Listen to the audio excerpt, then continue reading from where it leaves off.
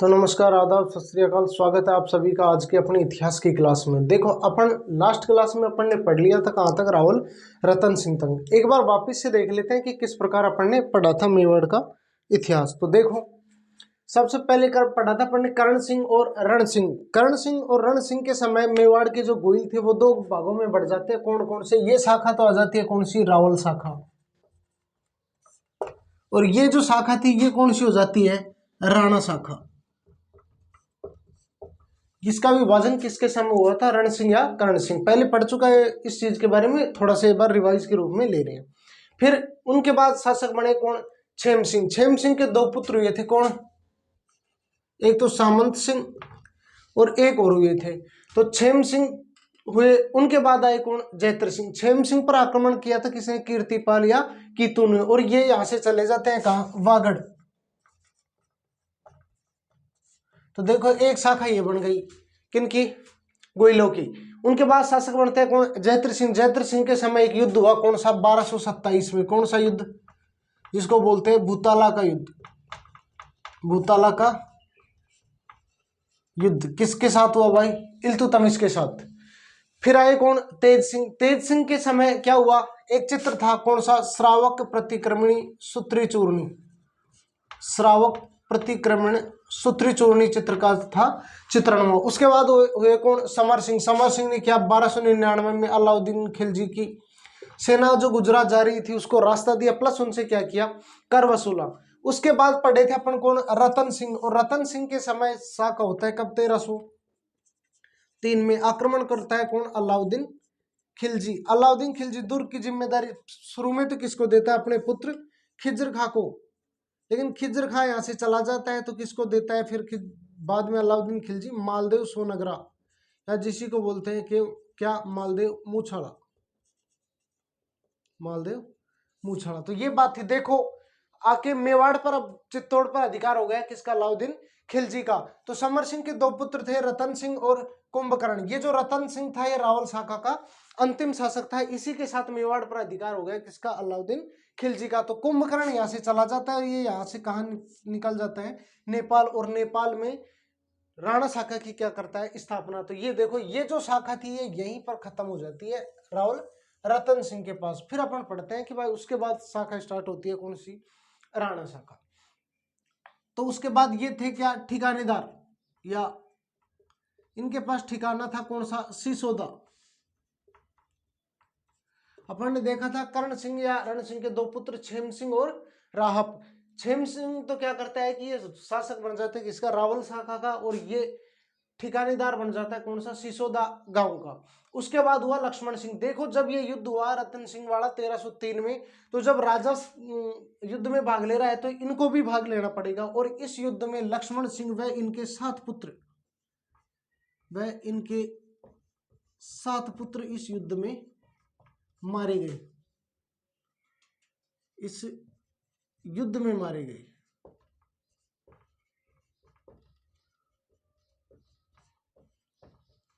सात पुत्र इस युद्ध में मारे गए। ये आर्य सिंह भी मारा गया था। इसका एक पुत्र बचता है कौन? अजय सिंह। वो अजय सिंह ठिकानेदार था कहाँ का? सिसोदा का। लेकिन बाद में जब सिसोदा पर आक्रमण होता है तो ये जाता है अजय सिंह का पुत्र कौन? सज्जन सिंह। लेकिन सज्जन सिंह हार जाता है और बाद में जाता है कौन युद्ध में? हमीर। और हमीर उनको आक्रमणकारियों को हरा देता है। और बाद में जाके हमीर, अब देखो यहाँ तो है ही हमीर, अब जाके यहाँ पर क्या कर लेगा? अधिकार। अधिकार क्यों कर लेगा? देखो, अगर आपको ये चीजें याद रहनी चाहिए, दिल्ली सल्तनत में काम काल कौन कौन से थे? वंश कौन कौन से थे? गुलाम वंश। गुलाम वंश कब? 1206 से 1290। उसके अलावा खिलजी वंश 1290 से 1320। उसके अलावा तुगलक वंश 1320 से 1414। सैयद वंश 1414 से 1451। और लोधी वंश कब कब था? 1451 से 1526। देखो, अपन जब इतिहास पढ़ रहे हैं तो कभी तो बीच में आ रहा है कौन? मोहम्मद बिन तुगलक। और कभी आ रहा है कौन सा? अलाउद्दीन खिलजी, जलालुद्दीन खिलजी। अगर इन डेट के साथ अगर आप मैच करोगे तो आपका जो ये है समझ में आ जाएगा, नहीं तो बार बार परेशान करेगा कब अलाउद्दीन खिलजी आ रहा है। देखो, जैसे 1303 है, 1303 कौन से के काल में आ रहा है? तो 1290 1320 किसके काल में आ रहा है? खिलजियों के काल में। जैसे अपन ने रणथंभौर पढ़ा कब? 1301 में। वो भी किस में आ रहा है? खिलजी वंश में। तो उस समय आक्रांत है, आक्रमण करने वाला कौन है? खिलजी। तो अगर ये वंश आपको याद रह जाते हैं तो कब कौन सा शासक आक्रमण कर रहा है इनके बारे में आपको दिक्कत नहीं आएगी। गुलाम, खिलजी, तुगलक, सैयद और लोधी वंश। देखो अब बात आती है कब, अब पढ़ते हैं अपन किन के बारे में, हम्मीर। एक बार यही बता देता हूं, देखो फिर आगे अगले पेज में भी देखेंगे। हम्मीर, हम्मीर का शासनकाल कब, 1326 से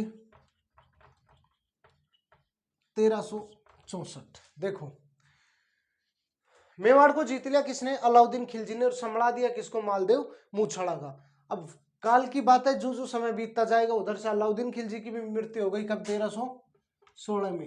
1316 में कुछ तो बताते हैं कि शरीर में रोगों की वजह से, और कुछ बताते हैं कि जो इसका सेनापति थे, कई सेनापति थे इसके पास, उलुग खां, नुसरत खां, पीछे पढ़ाया पढ़ने, एक और थे कौन, मलिक काफूर। मलिक काफूर थे जो दक्षिण भारत में सक्रिय थे, मलिक काफूर। ये मलिक काफूर ही थे जो गोलकुंडा की खान से जो कोहिनूर हीरा है वो किनको मिला था, इन मलिक काफूर को ही मिला था। तो मलिक काफूर ने खुद राजा बनने के उद्देश्य से जहर दे दिया था किसको, अलाउद्दीन खिलजी को। कई जगह ये मान्यता भी मिलती है। तो देखो टाइम के हिसाब से कौन मर गया, मालदेव मूछड़ा भी, प्लस डेथ हो गई किसके, अलाउद्दीन खिलजी की। अब जो मेवाड़ था उस पर अधिकार कर रखा है किसने, मालदेव मूछड़ा का पुत्र था कौन, बनवीर। बनवीर भी बोला जाता है इसको और जैसा भी बोला जाता है। देखो एक बनवीर हो रहेगा कौन, वो उड़ना राजकुमार, पृथ्वी राज का क्या होगा, दासी पुत्र। ये बनवीर अलग है, वो बनवीर अलग है। ये किसका पुत्र है, मालदेव मूछड़ा का पुत्र। अब अलाउद्दीन खिलजी जब डेथ हो गई उसके बाद 1316 में खिलजी वंश कब तक रहा है, 1320 तक। ये 4 साल थे, इसमें कमजोर खिलजी शासक थे। उन कमजोर खिलजी शासकों का फायदा उठाकर वापस मेवाड़ पर अधिकार कर लेगा कौन, हम्मीर सिसोदिया। ये बात इतनी आपको ध्यान रखनी है, उससे पता रह जाएगा कि कहाँ तो रावल शाखा का अंत हो रहा है, कहाँ से राणा शाखा हो रही है, और राणा शाखा में कौन सा शासक है जो जाके कहाँ का शासक बन रहा है, चित्तौड़िया मेवाड़ का। उम्मीद करता हूँ ये आपको समझ में आ गया। अब पढ़ते हैं अपन किन के बारे में, हम्मीर के बारे में। तो इन चीजों को टाइम पीरियड के हिसाब से याद रखना, कोई दिक्कत नहीं आएगी।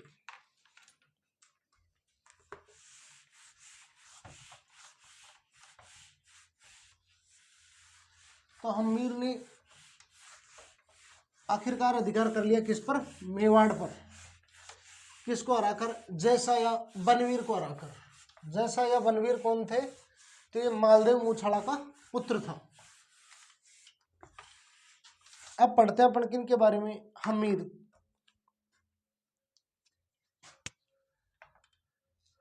राणा हम्मीर,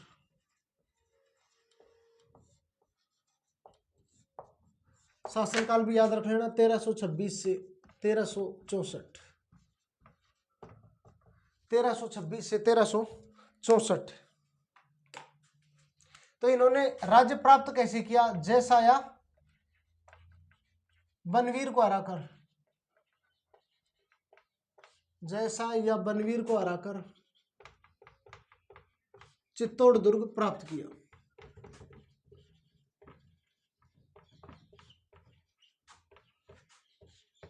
जैसा बनवीर को हराकर चित्तौड़ दुर्ग प्राप्त किया। जैसा या बनवीर कौन था, मालदेव मूछड़ा, उसका क्या था, पुत्र। और मालदेव मूछड़ा को चित्तौड़ दुर्ग की जिम्मेदारी सौंपी थी किसने, अलाउद्दीन खिलजी ने। देखो इसके उपाधियां हम्मीर की बहुत इंपॉर्टेंट है। उपाधियां हम्मीर को क्या क्या उपाधियां मिली थी, देखो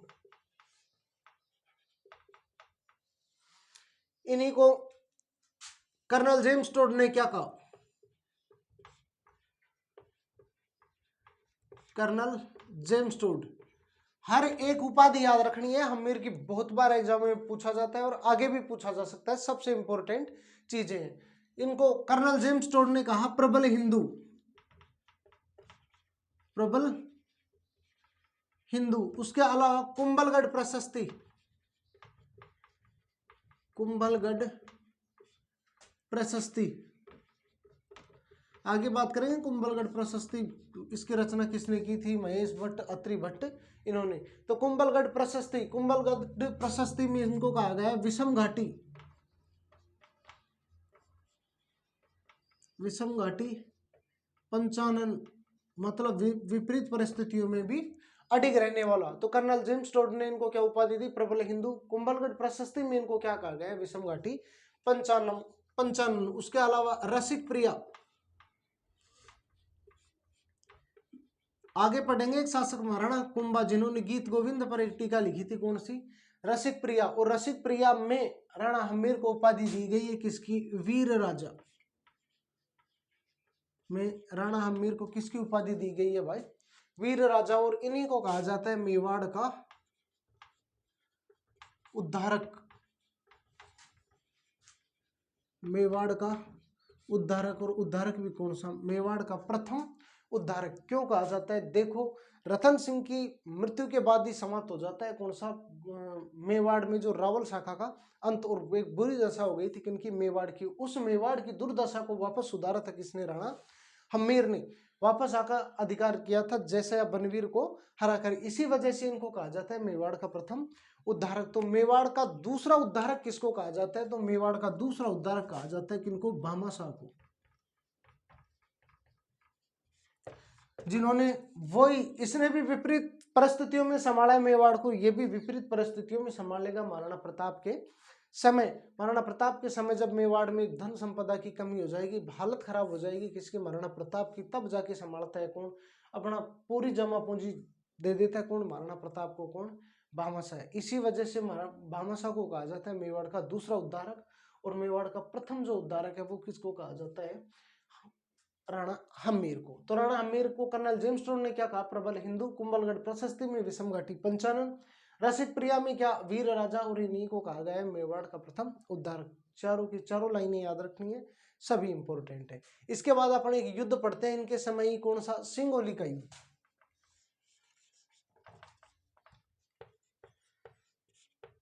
सिंगोली का युद्ध। ये सिंगोली कहां पड़ता है? बांसवाड़ा।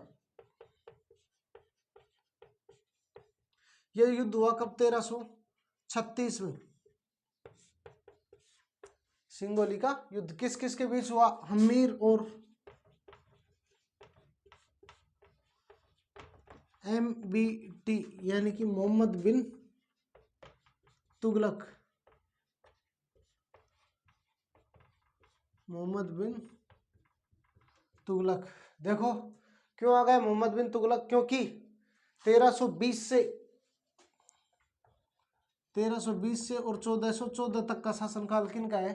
तुगलकों का, जिनमें गयासुद्दीन तुगलक, मोहम्मद बिन तुगलक और उनके बाद है कौन? फिरोज शाह तुगलक। तो सिंगोली का युद्ध हम्मीर वर्सेज मोहम्मद बिन तुगलक के बीच। और इस युद्ध में कौन जीतता है? हम्मीर। इस विजय की याद में इन्होंने मेवाड़ में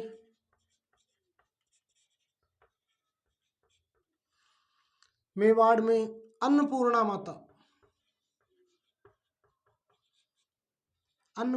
माता का मंदिर बनवाया। अन्नपूर्णा माता का मंदिर बनवाया, जिसे वर्तमान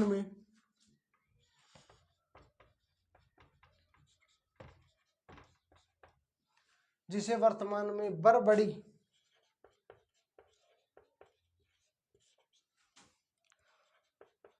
माता के नाम से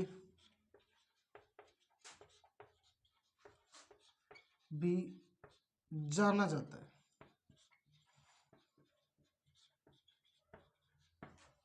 एक चीज और देख ले तो यहां लिख लेते हैं कि हम्मीर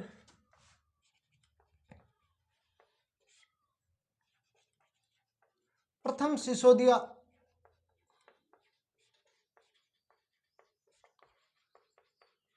शासक था। कौन सा था प्रथम सिसोदिया शासक? राणा हम्मीर, जिसने किस पर? मेवाड़ या चित्तौड़ दुर्ग पर अधिकार किया था। उसके बाद या फिर बोले तो शासक बना था। तो मेवाड़ में शासन करने वाला प्रथम सिसोदिया शासक कौन था? राणा हम्मीर। ये बातें थी किनके बारे में? हम्मीर के बारे में। तो मालदेव मूछाड़ा, जिसको अलाउद्दीन खिलजी ने दुर्ग सौंपा था, उससे दुर्ग को छीना किसने? हम्मीर ने। किसको हराकर? मूछाला के पुत्र जैसा या बनवीर को हराकर इन्होंने चित्तौड़गढ़ दुर्ग प्राप्त किया। इनकी उपाधियां बहुत इंपॉर्टेंट है। कर्नल जेम्स टोड ने कहा इनको प्रबल हिंदू। कुंभलगढ़ प्रशस्ति में इनकी उपाधि मिलती है क्या? विषम घाटी पंचानन। मतलब विपरीत परिस्थितियों में भी अडिग रहने वाला। रसिक प्रिया में इनकी उपाधि क्या है, वीर राजा, और मेवाड़ का प्रथम उद्धारक भी कहा जाता है किनको, हमीर सिसोदिया को। इन्हीं के समय युद्ध हुआ कौन सा, सिंगोली का युद्ध 1336 में हमीर और मोहम्मद बिन तुगलक के टाइम। इस युद्ध में जीतता कौन है, हमीर, और मेवाड़ में अन्नपूर्णा का माता का मंदिर बनवाता है इसी विजय के उपलक्ष्य में, जिसे वर्तमान में कहा जाता है बरबड़ी माता का मंदिर। और मेवाड़ पर जो शासन करने वाला प्रथम सिसोदिया राणा शाखा का शासक भी कौन था, वो राणा हमीर। हर एक लाइन इंपॉर्टेंट है किनकी, राणा हमीर की। अगले शासक देखते हैं अपन कौन, क्षेत्र सिंह या छेम सिंह।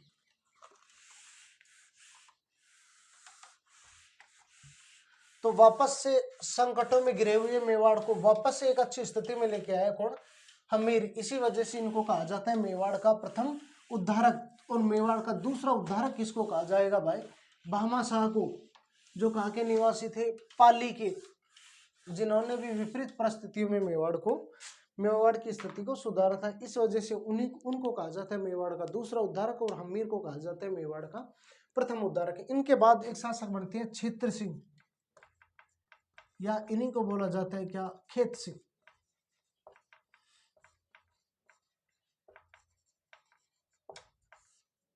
हमीर तो पढ़ ही लिया। इनका शासनकाल 1364 से 1382। नहीं याद रखना आपको, कोई काम का नहीं है। इनके समय सिर्फ दो ही लाइनें हैं क्या, इनके समय मेवाड़ मालवा, इनके समय मेवाड़ मालवा संघर्ष की शुरुआत हुई।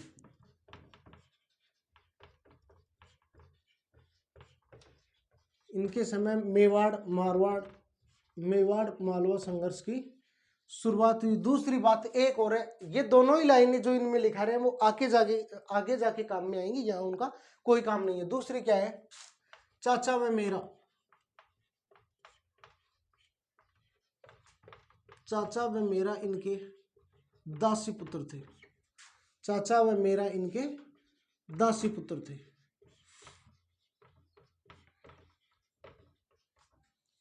ये दोनों लाइनें यहाँ पर कोई काम नहीं है। तो क्षेत्र सिंह या खेत सिंह, इनका शासनकाल 1364 से 1382। इनके समय में मेवाड़ मालवा संघर्ष की शुरुआत हुई। चाचा व मेरा इनके दासी पुत्र थे, यहाँ इनका कोई संबंध नहीं है। आगे जाके ये दोनों ही लाइनें काम में आएंगी। अगले शासक की बात करें अपन, तो अगले शासक आते हैं कौन, राणा लाखा। राणा लाखा, देखो ऊपर ही लिख देते हैं ताकि राणा लाखा है जो पूरा आ जाएगा इसी में।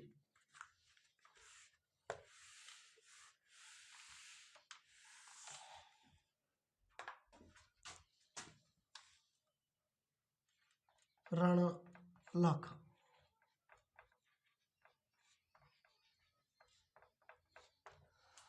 तो दो शासक पढ़ लिए अपन ने, राणा हमीर। उसके अलावा दूसरे कौन से शासक पढ़े अपन ने, राणा हमीर के बाद क्षेत्र सिंह या खेत सिंह। अब देखते हैं अपन किन के बारे में, राणा लाखा के बारे में। राणा लाखा को भी बोला जाता है लक्की सिंह, लक्की यानी कि किस्मत वाला राजा। इसके समय देखो मेनली तीन काम हुए। एक तो पिछोला झील का निर्माण, पिछोला झील का निर्माण, और पिछोला झील का निर्माण किसने करवाया, पिच्छू नामक बंजारे ने, पिच्छू नामक बंजारे ने। ये घुमक्कड़ जातियां कौन सी, बंजारा, जो पहले के समय में क्या करती थी, व्यापार करती थी। आज भी ये जनजाति या बोले तो जाति क्या करती है, व्यापार करती है। तो इसके पास एक बैल था, कि इसके पास पिच्छू नामक बंजारी, जिसको चिड़ीमार भी बोलते हैं। तो इसके पास एक बैल था, उस बैल की कहते हैं कि बिना पानी के, मतलब पानी नहीं मिला था उसको, उसकी डेथ हो गई थी। इसी वजह से उसके लिए कि भाई ये तो मर गया, कोई और ना मरे, इसीलिए इस पिच्छू नामक बंजारे ने एक झील का निर्माण करवाया। वो कौन सी थी, पिछोला झील। तो पिछोला झील का निर्माण पिच्छू नामक बंजारे ने किसके शासनकाल में, राणा लाखा के शासनकाल में। इन्हीं के समय जावर उदयपुर में,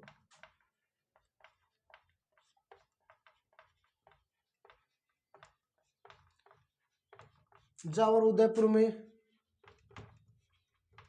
चांदी की जावर उदयपुर में चांदी का खनन प्रारंभ हुआ। इन्हीं के समय जावर उदयपुर में चांदी का जो खनन या जो खान से चांदी थी वो निकलना प्रारंभ हुई। और मारवाड़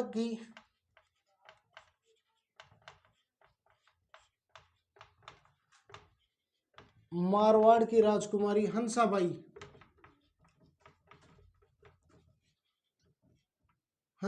से विवाह, और ये विवाह भी इनके बुढ़ापे में हुआ था, 60-70 साल की उम्र में। तो किस्मत वाला आदमी है जिसके समय में पिछोला झील का निर्माण किसने? पिच्छू नामक बंजारे ने। जावर उदयपुर में चांदी का खनन इन्हीं के समय प्रारंभ हुआ और मारवाड़ की राजकुमारी हंसाबाई से इनका विवाह हुआ। कब? वृद्धावस्था में। देखो जवानी में शादी नहीं होती, लेकिन इस आदमी की जाके शादी हो रही है कहाँ? बुढ़ापे में। इन्होंने एक शपथ भी ली थी कि भाई मैं जब तक बूंदी को नहीं जीतूंगा तब तक खाना नहीं खाऊंगा। ग्रह क्लेश हो गया था इनके पत्नी के बीच। इनकी पत्नी कहाँ की थी? बूंदी की। तो ये बोला कि मैं आज ही बूंदी को जीता हूँ, लेकिन बूंदी को जीत नहीं सका और नकली बूंदी का किला बनाया इसने। नकली बूंदी का किला बनाया और उसको जीतने का प्रयास करेगा, और उसको जीतते समय भी कुंभाहाडा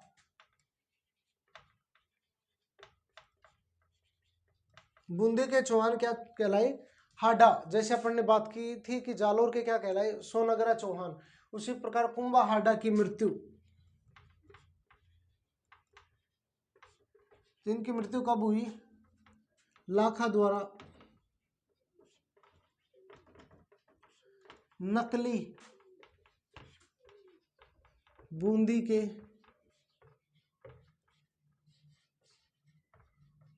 किले को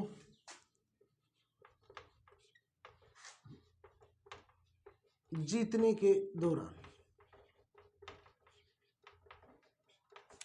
तो कुंभाहाडा की मृत्यु कब? लाखा द्वारा नकली बूंदी के किले को जीतने के दौरान। लाखा ने शपथ ली थी कि जब तक बूंदी दुर्ग को नहीं जीतूंगा तब तक खाना और पानी नहीं ग्रहण करूंगा। तो जब देखा मेवाड़ी सरदारों ने कि मृत्यु हो जाएगी किसकी? लाखा की, तो एक मिट्टी का बूंदी का दुर्ग बनाया गया और उसको ढाया गया, जिसके समय कुंभाहाडा इसने देख लिया था और आकर युद्ध करने लग गया था कि भाई बूंदी से नकली किला हो, लेकिन किला कहाँ का है? बूंदी का। अगर एक बात और करें अपन इनमें, तो इनका एक पुत्र था किसका? राणा लाखा का, जिसका नाम था कुंवर चूड़ा। देखो अगर ये रिश्ते की बात करें ना, हंसाबाई वाला रिश्ता, वो आया तो किसके लिए था? कुंवर चूड़ा के लिए, लेकिन गलती से शादी कर दी किसके साथ? राणा लाखा के साथ। और बाद में जब पता लगा शादी के लिए मना होने लगी, तो कुंवर चूड़ा ने शपथ ले ली कि जब शादी है तो वो तो किससे होगी? मेरे पिताजी से। और इन्हें कहा जाता है पिताजी की खातर, पिता की खातर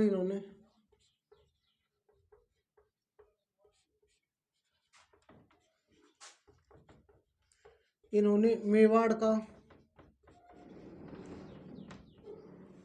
साम्राज्य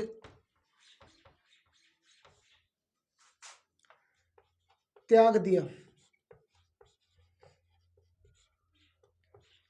इस कारण इन्हें मेवाड़ का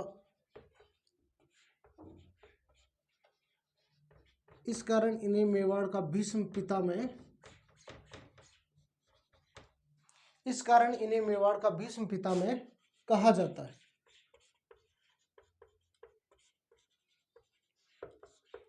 तो ये बातें थी राणा लाखा के बारे में। पिछोला झील का निर्माण इसी के समय किसने? पिच्छू नामक बंजारे ने। जावर उदयपुर में चांदी का खनन था जो प्रारंभ हुआ। मारवाड़ की राजकुमारी हंसाबाई से इनका विवाह हुआ। नेक्स्ट क्लास में देखेंगे किस प्रकार कैसे वो था।